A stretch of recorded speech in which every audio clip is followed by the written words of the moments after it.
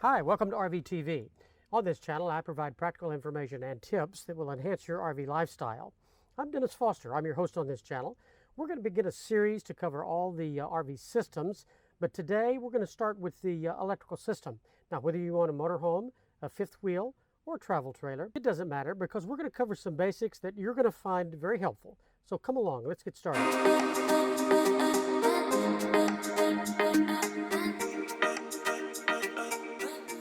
Hi, and welcome back. So today we're going to discuss the RV electrical system. It's what powers most, if not all, of the components in our RVs. So whether you have a travel trailer, a fifth wheel, or a motorhome, this video will present information that you need to know. Whether it's 12-volt DC or 120-volt AC, your RV uses some component of electricity. The only other source of energy is typically LP gas, which can supply some appliances, perhaps a hot water tank, but otherwise, the other components in the RV are going to require electricity. So what are the available sources of electrical power to the RV? There are basically three. One is the shore power. That's what you connect to at the RV park, the pedestal, if you will. There's usually 30 amps or 50 amps of available service. The generator, whether that be installed or portable. And then an inverter, which transforms the stored energy in our house batteries into usable 120-volt AC power. We will consider each of these later.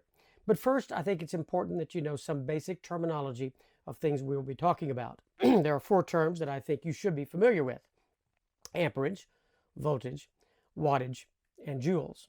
There's also one formula which I want you to know, but we're going to get to that in just a moment. So let's talk about those four terms. Amperage. The amperage is the amount of electric current per unit time. The amp is usually what we refer to. Voltage is what pushes the electrical charges through the circuit, and that's usually 12-volt DC or 120-volt AC. And then watts. The watt is the unit of power used by a device over time, such as a microwave oven might use 1200 watts of power. So a joule is the energy, the amount of energy dissipated by a surge, a spike, or perhaps a lightning strike. For us RV owners, we should know that the number of joules is used to rate the protective ability of surge protectors. So when we are considering the protective ability of a particular device, or perhaps an automatic transfer switch for our RV, the higher the joule rating, the better the protection. Common numbers that you see will be 3,800 joules or 4,200 joules or something of that nature. There's also a formula which is important to understand. I times V equals watts. I is current, or amps, V is the voltage, and the wattage, of course, is what's consumed by the appliance. Watts will appear on the label for a particular component. For example, your microwave, you'll see that on the label inside the unit. So we're usually wanting to know how much current in amps a particular item will require. Therefore, our formula will actually become I equals W divided by V. I equals W over V. For example, for our microwave, the 1200 watts divided by the 120 volts will give you the amount of amperage that it will draw. 1200 divided by 120 equals 10 amps. So let's talk about shore power, which is what we get when we connect to the pedestal at the RV park. Shore power is typically going to be 30 amp service or 50 amp service. Here again, as an RV owner, it's very important for you to know something about how this operates and what's involved here. So for a 30 amp connector, the plug will actually have three prongs. The round prong at the top is going to be the ground. The bottom right prong will be the neutral, and the bottom left prong is going to be the hot wire, which carries your 30 amps of service at 120 volts. For the 50 amp service, you're going to have a connector that has four prongs. Again, the round prong at the top is going to be the ground. Bottommost prong is going to be the neutral. And we're going to have two hot wires on either side, which carries the 50 amps of service at 120 volts. Therefore, for the 50 amp service, you're actually getting 100 amps and 240 volts. The difference in available power between 30 amp service and 50 amp service is not what some of you might expect. You might think, oh, well, there's a difference of 20 amps. That's the difference. Well, that's not quite the case. For example, for the 30 amp service, we're going to go back to our original formula. I times V equals W. The 30 amps times the 120 volts is going to give you 3,600 watts of power. However, for the 50 amp service, you're going to have two hot wires. So you're actually going to have two sources of 50 amps at 120 volts each. So you're going to get 100 amps times 120 volts, or 12,000 watts of power. This is 3 1/3 times more power with a 50 amp service over the 30 amp service. Now let's discuss some of the potential problems that you can encounter at the pedestal itself. There can be a miswired pedestal. For example, you can have reverse polarity, where the neutral wire and the hot wire are reversed. In this scenario, there will be current present downstream even when an item is off, creating a shock hazard or even a fire hazard. An open neutral, meaning the neutral wire is not connected. It could be a break in the wire, it could be the wire coming loose at the pedestal, for example. For the 30 amp service, there's only one hot wire, so there'll be no current passing to your RV. But for the 50 amp service, there are two hot wires. Therefore, if the neutral is not present, there still can be a mismatch of current flow, and this could actually allow 240 volts to enter your system, which can destroy wiring and or sensitive components. You can have a surge or a spike, which is an instantaneous rise in the electrical current. The difference in the two is actually just the amount of time involved. A spike is of shorter duration than a surge.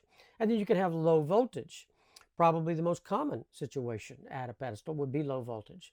Now, how might this be a problem? Again, let's look back at our original formula. Current times voltage equals watts. We know that the wattage will remain constant. So if the voltage is decreased, then you, by definition, are going to have an increase in the current, which will produce heat. Now, it's the heat that's the actual danger. It increases the heat in the wires, or more importantly, perhaps damaging sensitive electronic components as well. Now, how do you protect your RV from these potential conditions? Well, at the pedestal itself, you could have a surge protector. That could either be a portable unit that is installed at the pedestal itself, or you could have a surge protector hot wired in your RV. So an automatic transfer switch, which will be located in the compartment where the power connection, power reel if you have it, is going to be. This automatic transfer switch will monitor the incoming power, and it will either choose power from your generator if that's operating, or power from your shore connection if that's what you're using. It will then transfer this power to your main breaker panel, and then from there out to your coach. So these transfer switches actually have some protective capacity. It can protect against surges or spikes, a reverse polarity, an open neutral, or even high or low voltage. And it would automatically take your line out of the system if there was a problem in that way. It's therefore important for you to know what's in your unit and what is or is not protected by any device that you have. The level of protection will be expressed in joules, and of course, the higher the number, the more protection. This brings us to the second source of electrical power, the generator. Generators are typically rated in the amount of power they produce, typically an 8,000 watt generator or a 10,000 watt, perhaps even a 12,000 watt generator. It's going to send the power that it creates to the automatic transfer switch again that we previously discussed. From there, the power will be sent to the main breaker panel and into the various circuits in your RV. The generator will typically pull fuel from the RV tank to run the generator. That rate of pull is about a gallon per hour. It will not draw fuel below the quarter level mark in your RV tank, so you don't have to worry about not being able to start your RV or at least drive some distance. The generator is usually connected to an energy management system, and that will monitor and distribute power as is needed in your RV. This will also include an automatic generator start as part of that system. It will monitor the incoming current and the voltage and automatically start your generator when available power is not detected, or if the RV battery voltage drops below a preset value. It can also be wired to the air conditioning thermostat so that if the temperature in your RV raises above a preset value, it will automatically start your generator to provide power for your air conditioning units. This is especially useful in the hot summertime if you've got pets that you've left behind in your RV. So your generator needs to be run regularly. So if it's in storage or if it's otherwise not being used, you should start and run your generator. It's best to run that under some load, at least for a short period of time, to use the generator frequently if you can. Also remember that the generator will lose efficiency when being used at higher elevations, typically a loss of about 3.5% for each 1,000 foot of elevation. For example, in Denver, 6,000 feet, 6 times 3.5%, 21%. So your 10,000 watt generator is actually only going to produce 7,900 watts of power. There's always a danger of carbon monoxide anytime you use a generator. You should always have a working carbon monoxide detector in your RV. So that brings us to the third source of electricity for your RV, and that would be the inverter. The inverter is of no value without your house batteries. It does not create power, but rather it transforms one type of power, DC power, to another form, AC. So when would you use your inverter? Well, let's say you're preparing for a trip. The night before, you load your RV, including the refrigerator, and you leave your RV and perhaps your tow vehicle ready to depart early the next morning. You can leave your refrigerator running by using your inverter. Or if you're driving and you're not needing the roof air conditioner to maintain a cooler temperature in your RV, you could use your inverter to run your refrigerator and other small items. Or if you're just stopping for lunch, taking a break, again, you can run your refrigerator, other small appliances with your inverter. Now, clearly, if it's warm enough that you're going to need your roof air conditioner, then you're going to have to use your generator because your inverter is not designed for that. Now, obviously, if you're boondocking, either you do not have shore power, or you do not want, or you cannot use your generator, then the inverter is where you would use that as well. Now, because you're taking a direct current from the house batteries to make AC current to use in your RV, there's going to be a limited amount of stored current available for use in your house batteries. And we'll get into the specifics of that here in just a moment. So your inverter is going to send its power to a sub-panel, which is a separate breaker panel than your main breaker panel. This is used for certain circuits only. The inverter is designed for low loads for a length of time or medium loads of short duration, not high load items such as the roof air conditioners. So we can't really discuss the use of the inverter without discussing the batteries in your RV. There are two sources of batteries in the RV, the chassis batteries and the house batteries. Chassis batteries are used to run everything in the vehicle itself, just as your car or your truck. It'd be used for starting the engine, the outside lights, things on the dash, such as the washer, the wiper, the signals, and the entry steps are typically connected to the chassis battery as well. Chassis batteries are typically 12 volt. They're either lead acid and serviceable or sealed. They could be AGM batteries or lithium ion, although it's not common to see lithium ion batteries on the chassis itself just yet. The chassis batteries are supplied and warranted by the chassis manufacturer. They're recharged by the alternator when the engine is running. They're also recharged when connected to shore power or when the generator is running. They can receive a charge when connected to solar panels as well. The life of the chassis batteries are similar to your car or your truck batteries, typically 4 to 5 years. They do require regular maintenance if they're serviceable. And you should check the water level in your battery fairly regularly. You should keep the water above the lead elements, and you should always use distilled water in those, of course. The chassis batteries are going to have a separate cutoff switch, and they will have a longer life if you keep them charged. So if you're not able to keep your RV connected to shore power, then you should either charge these chassis batteries regularly or ideally keep them connected to a battery tender with a trickle charge to maintain an appropriate charge. Okay, let's talk about the house batteries. They're used to run the electrical items in the RV itself. These are going to be deep cycle batteries designed to provide a lower current over a longer period of time rather than a burst of high current needed over a short duration as you find in the chassis batteries. They're typically going to be 12 volt or 6 volt batteries. They can be lead acid, serviceable or sealed. They can be AGM, absorbed glass mat and sealed, or they can be lithium ion batteries. Now I'm going to do a complete video about lithium ion batteries, so I won't go into those in detail here at this time. For battery monitoring purposes, by the way, I think it's important that any RV owner have a digital readout multimeter. I think this should be an integral part of a RV toolkit. But for today, the voltage on a 12 volt battery would be 12.7 volts when fully charged and 11.9 volts when discharged. For your 6 volt batteries, it's going to be 6.3 volts for fully charged batteries and 6.0 volts when they are discharged. A voltage does not indicate the condition of the battery, but rather indicates the state of charge. If you need to know the condition of the battery itself, then you need to check the specific gravity of the electrolyte, and that's usually done with a refractometer. Now, the house batteries are charged when the engine is running by use of the alternator. They also are charged when you're connected to shore power by way of the inverter charger. Also when the generator is running by way of the inverter charge. They can also be charged by solar panels if you have those installed. Now, when you're talking about using the house batteries, some of these items in the RV will require 12 volt DC current and some require 120 volt AC current. There are actually a number of items in the RV that uses 12 volt DC.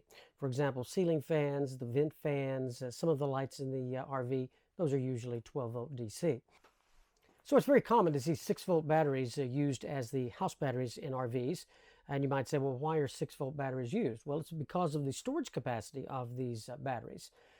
Two 6 volt batteries connected in series will give 12 volts, but the storage capacity of the two actually remains unchanged. So if you take 2, 4, 6, or maybe even 8 pairs of 6 volt batteries all connected in parallel, the storage capacity is additive, but the voltage will remain at 12 volts. For example, the 6 volt deep cycle batteries in my RV have a storage capacity of 210 ampere hours. So these two batteries connected in series will provide 12 volts, but maintain the 210 amps of storage. But when we add additional pairs of 6 volt batteries in parallel, the storage capacity is additive. For example, 4, you get 420 amp hours, 6, 630 amp hours, and 8, you'd get 840 amp hours. But again, in parallel, you maintain the 12 volts. The life of these batteries is also very dependent on the depth of discharge. The greater the depth of discharge, the shorter the life of the battery. For example, a depth of discharge of 20% is considered the optimal amount for long battery life.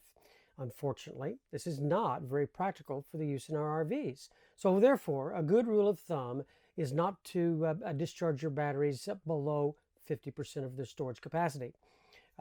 This is basically a trade-off between battery cost and battery life. For a total capacity of 420 amps, you wouldn't discharge less than 210.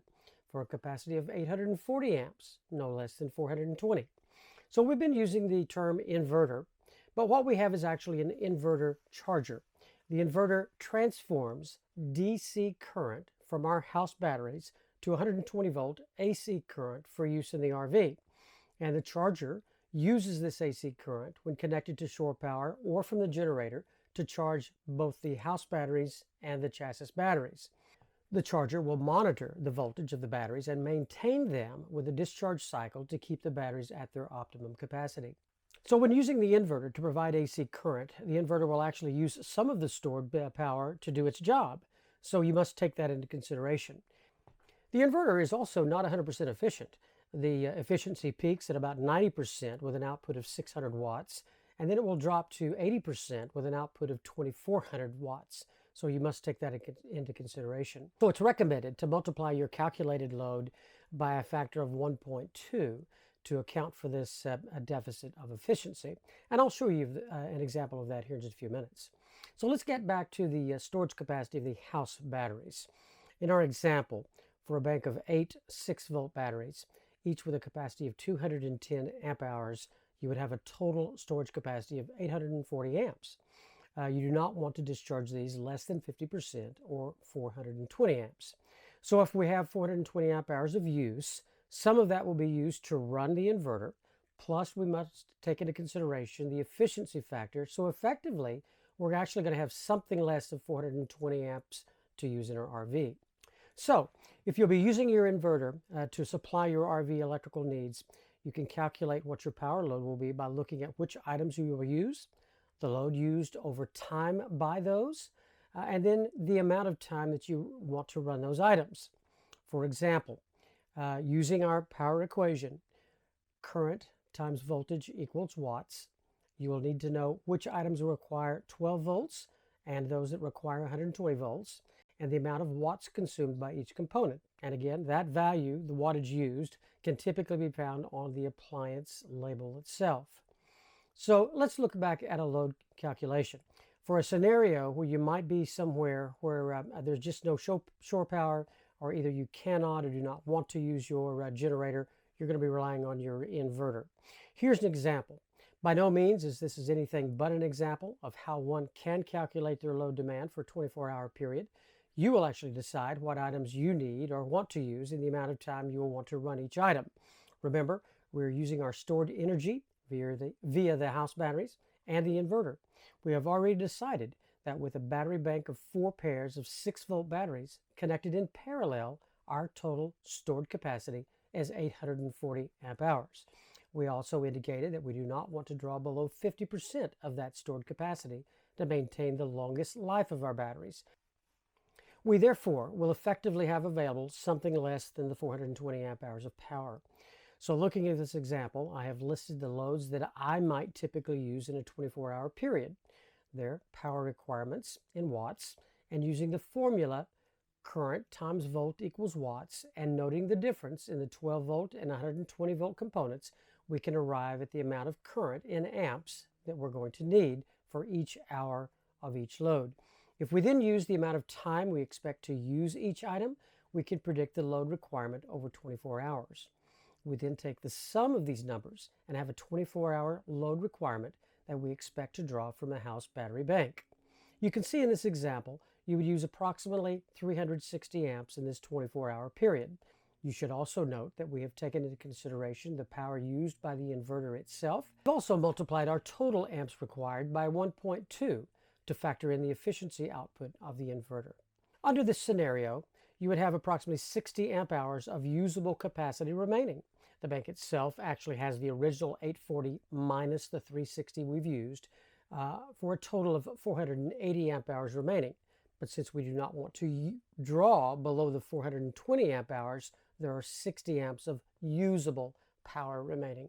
You must understand that these numbers are not exact, but are practical and can be used to project your usage and remaining capacity of your house battery bank.